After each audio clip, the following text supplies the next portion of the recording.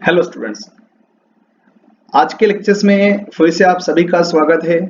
Standard 10th subject mathematics जो chapter चालू था वो था pair of linear equation in two variables. This is a fourth lectures and my self professor JB Jani from SK education hub 9427729500। तो यदि आपको कोई डाउट है, कोई क्वेश्चन है तो आप हमें इस नंबर पर मैसेज भेज सकते हैं या फिर आप कमेंट बॉक्स के अंदर भी हमें बता सकते हैं।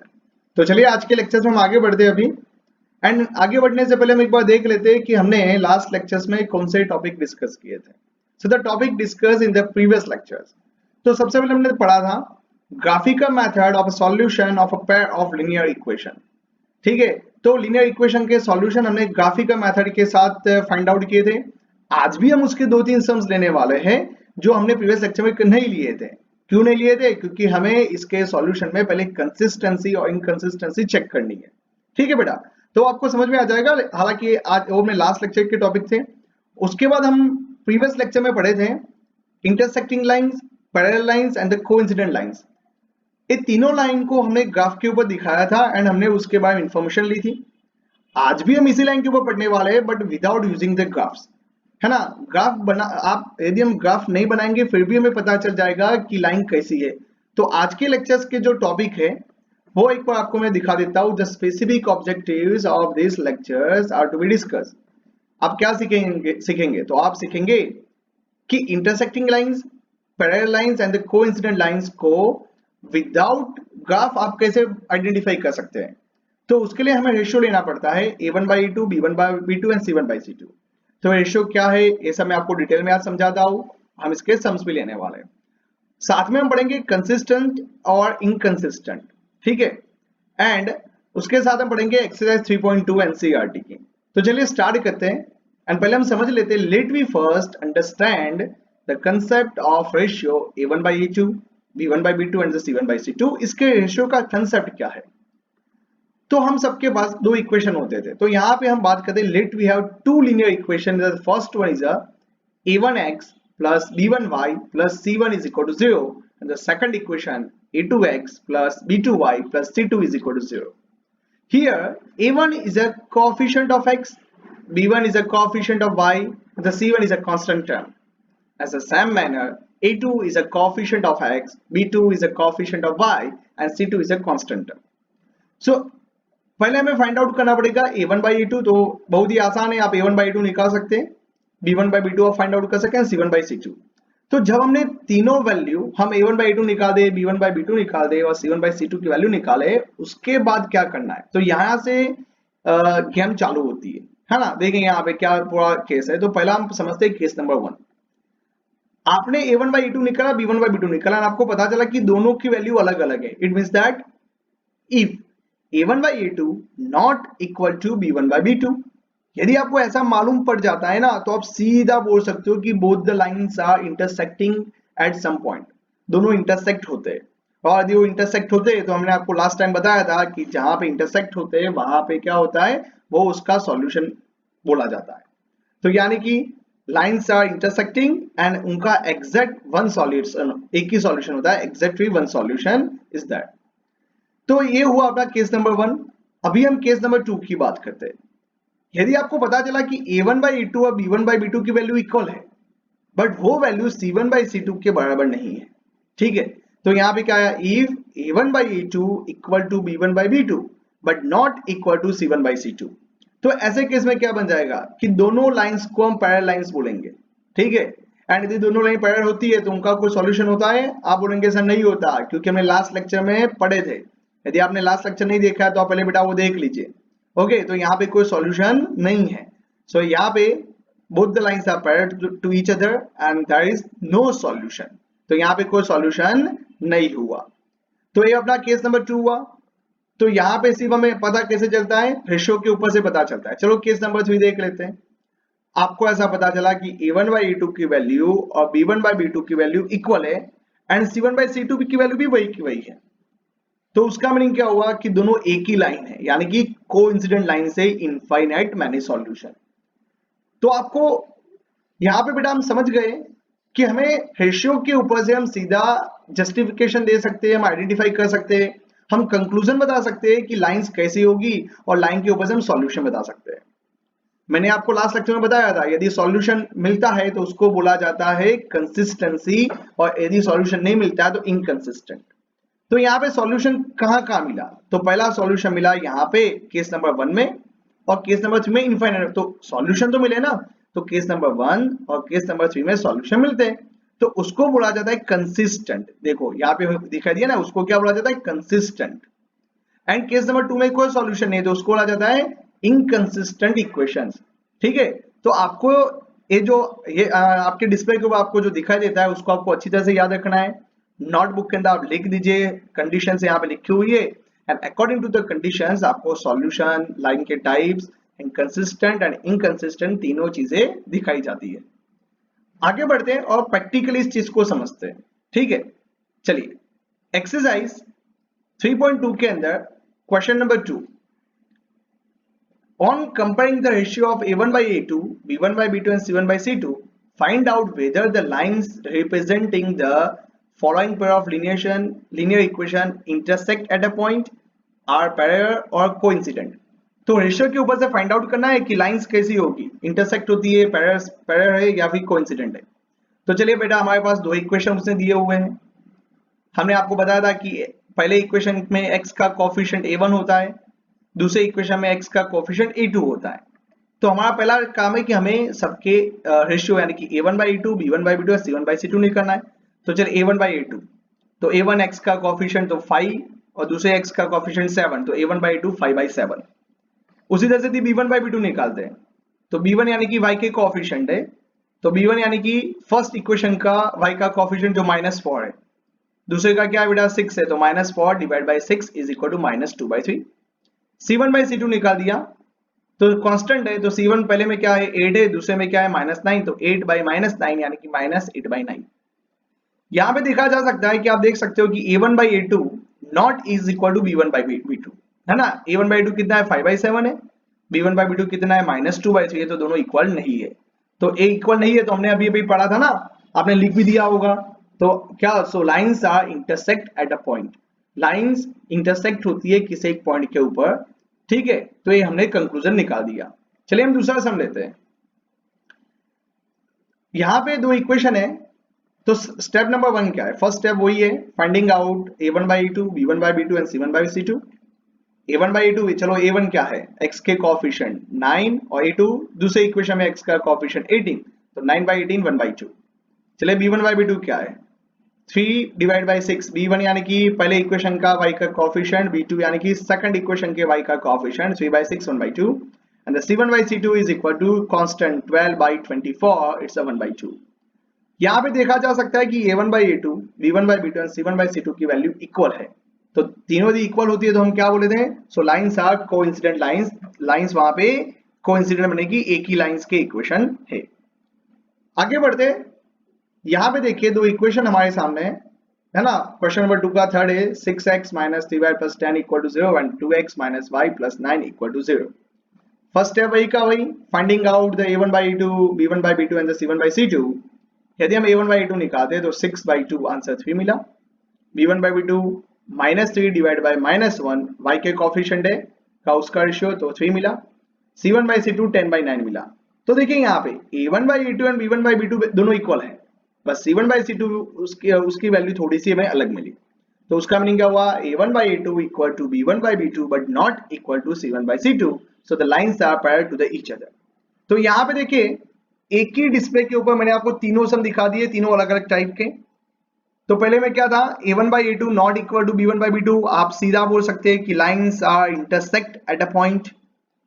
यदि तीनों के तीनों इक्वल है तो lines are coincident, and if we say a1 by a2 equal to b1 by b2 or but not equal to c1 by c2, then lines are parallel to the each other।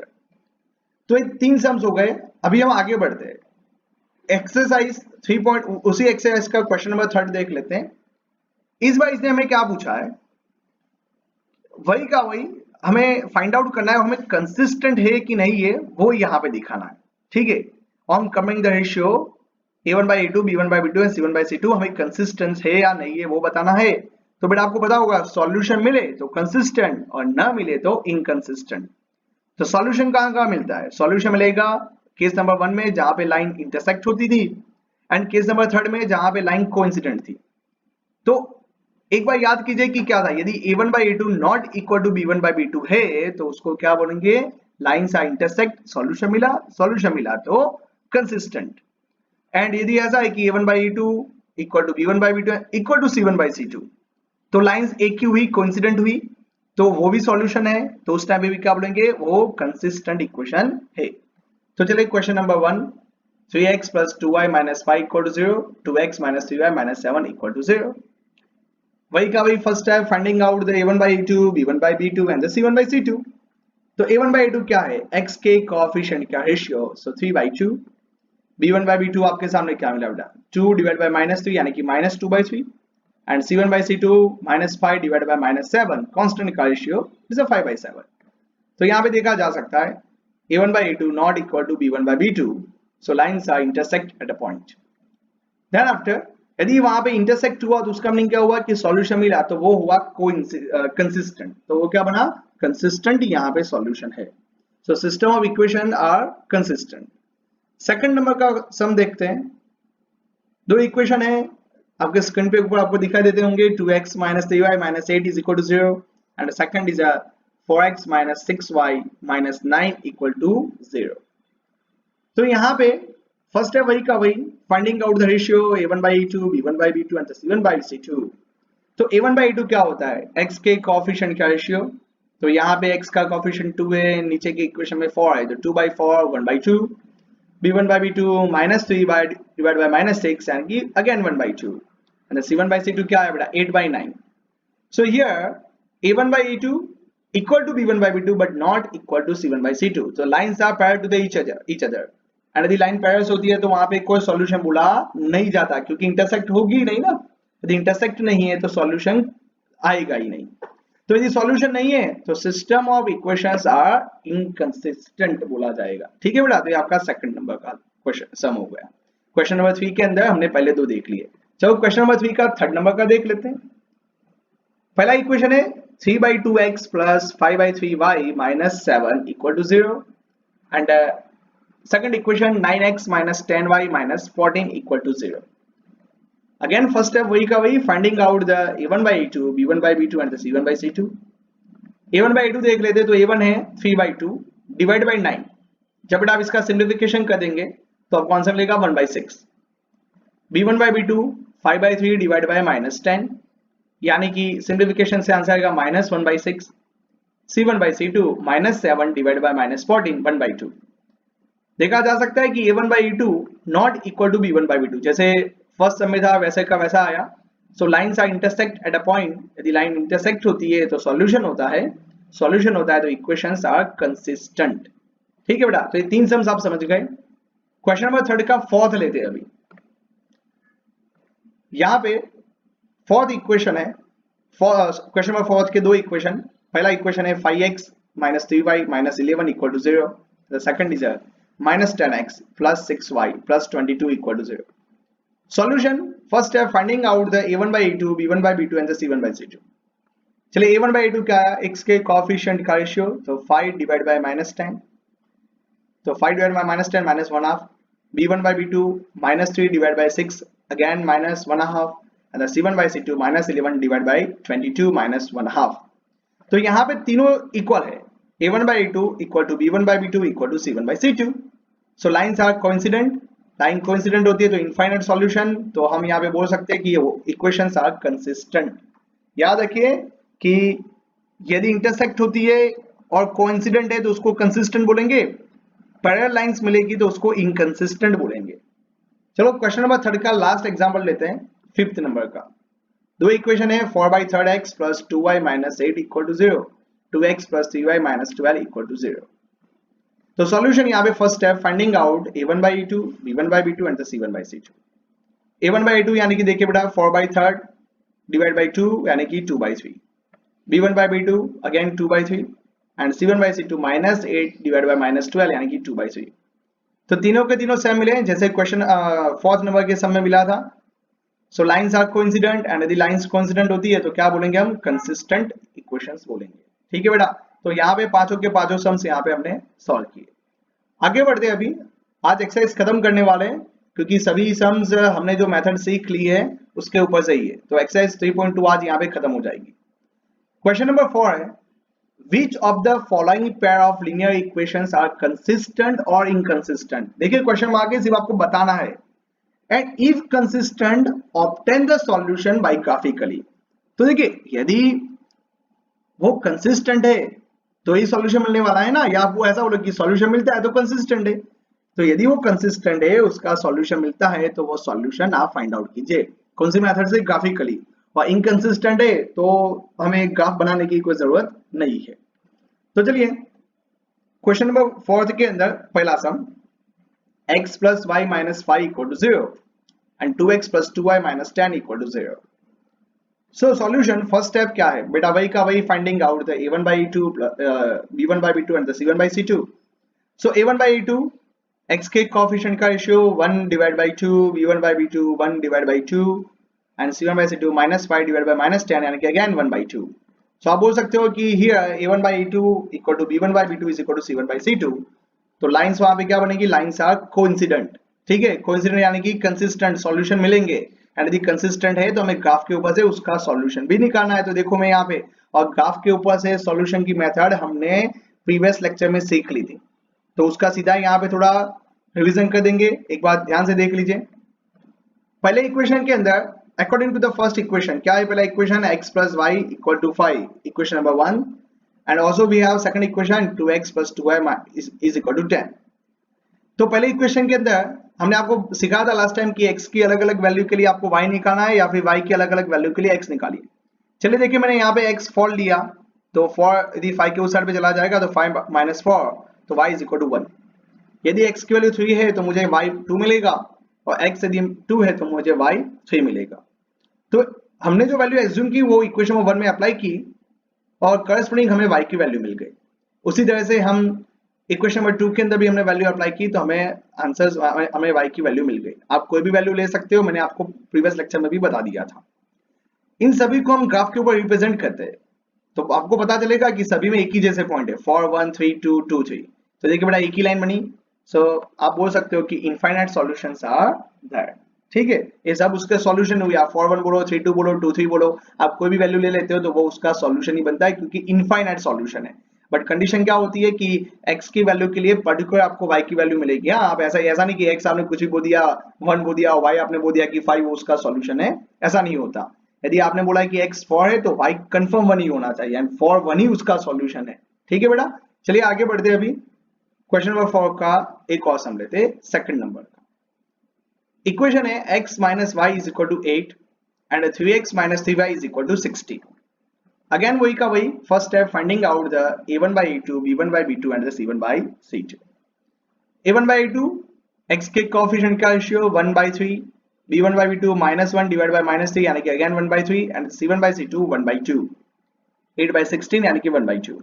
तो यहाँ पे a1 by a2 is equal to b1 by b2 but not equal to c1 by c2, so lines are parallel to the each other। और यदि line parallel है तो उसका कोई solution होता नहीं है, यानी कि वो इनकंसिस्टेंट है।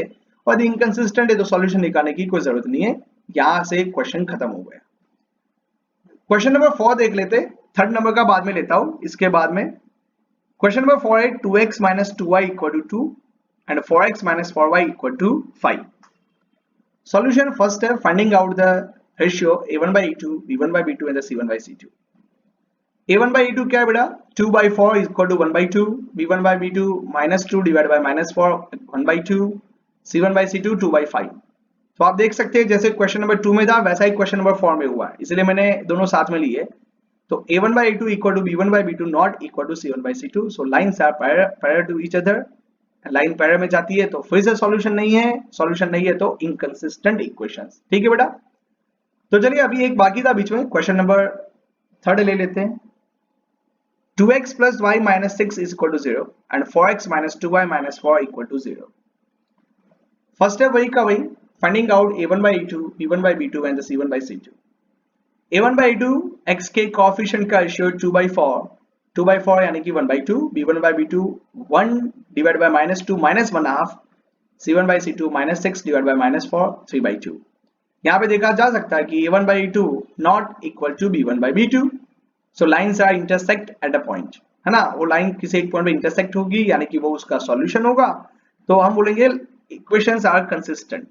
यदि कंसिस्टेंट है तो उसको ग्राफ के ऊपर से बनाते, तो ग्राफ के ऊपर से कैसे बनाते हैं पहले भी सिखा दिया है। इक्वेशन नंबर 1 देखिए और इक्वेशन नंबर सेकंड देखिए, फर्स्ट और सेकंड इक्वेशन देखिए। फर्स्ट इक्वेशन में हम x की अलग अलग वैल्यू के लिए y निकालते हैं। जब मैंने x की वैल्यू 0 ली तो मुझे y 6 मिला, x की वैल्यू 1 ली तो y 4 मिला, x की वैल्यू 2 ली तो y मुझे 2 मिला। तो हमारे पॉइंट मिले 0 6 1 4 2 2। उसी तरह से इक्वेशन नंबर 2 में यदि हम x की जगह पे 1 अप्लाई करते हैं तो हमें y 0 मिलता है, x की जगह पे 2 होगा तो y 2, एंड x की जगह पे 3 होता है तो y हमें 4 मिलता है। तो ये हमारे अलग अलग पॉइंट्स हुए। ग्राफ के ऊपर से इसको लाइन बनाते हैं। देखिए यहाँ पे 0 6 पॉइंट, माउस का पॉइंट देखिए 1 4 एंड 2 2 पॉइंट, है ना, सीक्वेंस में ये। उसके बाद है 1 0, this one is a 1 0, 2 2 and 3 4। तो लाइंस कब इंटरसेक्ट हुई 2 2 पॉइंट के ऊपर। So 2 2 is a solution of this equation, यानी कि x is equal to 2 and y is equal to 2। These are solutions. आगे बढ़ते हैं अभी। एक्सरसाइज का क्वेश्चन नंबर 5 है। Half the perimeter of the rectangular garden, whose length is 4 meters more than its width, is 36 meters. Find the dimension of the garden. एक rectangular garden है, उसकी half perimeter 36 है, और भाई साहब ने बोला है कि लेंथ जो है वो उसकी width से 4 मीटर ज्यादा है, 4 मीटर ज्यादा है। तो find out the dimension of the garden, यानी कि लेंथ और विड्थ निकालनी है। तो हम यहाँ पे बोल देते हैं, चलिए भाई, लेट द विड्थ और the width of the garden is x metre, है ना, x मीटर उसकी विड्थ है। अभी लेंथ जो है वो इससे 4 मीटर ज्यादा है, तो हम क्या बोलेंगे, so let the length of garden is equal to y metre and y is equal to बोलेंगे x प्लस 4, जो मैं आपको बाद में सिखाता हूँ। तो यहाँ पे सीधा ये कि length of width of garden, sorry width, let the width of garden is x meter and the length of garden is a y meter. Half of perimeter 36 meter, that is given. हम यहाँ पे वही data लिखते हैं जो अभी दिया हुआ है। Half the perimeter of rectangular garden is 36 meter, हमारे पास अवेलेबल है। According to the condition, आप पढ़ चुके हो perimeter का मीनिंग क्या होता है, रेक्टेंगल का। इक्वेशन क्या था, 2 ब्रैकेट के अंदर लेंथ प्लस विड्थ, तो यहाँ पे लेंथ क्या थी x, सॉरी विड्थ क्या थी x थी, एंड लेंथ यहाँ पे y है, तो 2 ब्रैकेट के अंदर x प्लस y, लेकिन उसका हाफ है ना, तो हमने आके 1/2 लिखा एंड इज इक्वल टू 36। तो बेटा देखिए 2 2 यहाँ से कट हो जाएगा, तो x plus y is equal to 36, equation number 1।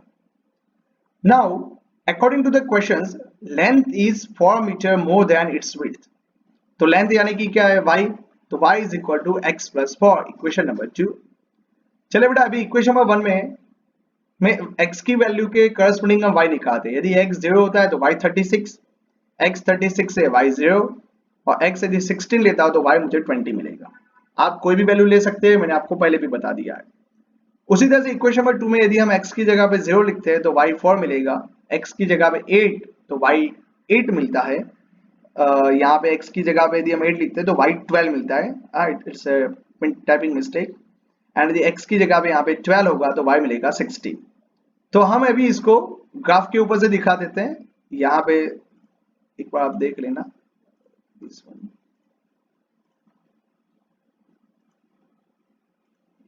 Yes बेटा एग्जैक्ट यहाँ पे 12 मिलता है आंसर, ठीक है, दिस वन इज 12। तो यहाँ पे यदि हम ग्राफ के ऊपर पॉइंट बनाते हैं तो पहला पॉइंट है 0 36, देखिए माउस का पॉइंटर, उसके बाद है 36 0 एंड देन आफ्टर 16 20। दूसरी लाइन बनाते थे इक्वेशन नंबर 2 के ऊपर से, सेकंड इक्वेशन के ऊपर से 0 4 यहाँ पे, उसके बाद मैंने बोला था कि 8 12 यहाँ पे 8 16 आपको मिल जाएगा, एंड दिस वन इज 12 16। तो जहाँ पे वो इंटरसेक्ट वहां पे होती है वो है 16 20। कहाँ पे इंटरसेक्ट होती है, 16 20 के ऊपर, यानी कि वो उसका सॉल्यूशन बना कि 16 20 इज अ सॉल्यूशन। तो 16 उसका क्या हुआ है, 16x है, यानी कि वहां पे विड्थ उसकी है 16 मीटर एंड द लेंथ है उसकी 20 मीटर, ठीक है बेटा। उसके बाद एक लास्ट समय question number 6, given the linear equation 2x plus 3y minus 8 is equal to 0। उसने एक इक्वेशन दिया हुआ है, उसने मैं क्या पूछा, write down the another linear equation in 2 variables such that the geometric representation of the pair so form as. दूसरा इक्वेशन हमें खुद लिखना है। कैसे लिखना है कि वो इस लाइन के साथ इंटरसेक्ट हो, इस लाइन के साथ पैरेलल में जाए एंड इस लाइन के साथ कोइंसिडेंट में जाए।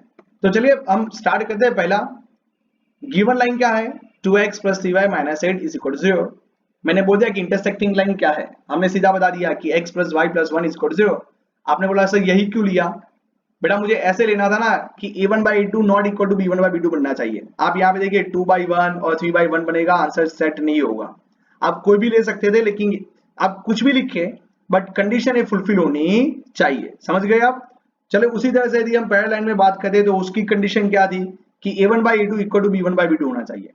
तो यहाँ पे 2x + 3y - 8 था, तो मैंने उसके सब यहाँ पे देखिए 4x + 6y किया, तो फायदा क्या हुआ मुझे, 2/4 1/2, 3/6 1/2। बट याद रखिए c1/c2 इक्वल नहीं होना चाहिए, ठीक है, सिर्फ ये दोनों ही सेम होने चाहिए, एंड तभी जाके लाइन क्या बनती है, पैरेलल बनती है। तो यहाँ पे कंडीशन सेटिस्फाइड हो गई। थर्ड नंबर के अंदर क्या है, कोइंसिडेंट लाइन से, तो a1/a2 b1/b2 एंड c1/c2 सभी इक्वल होने चाहिए।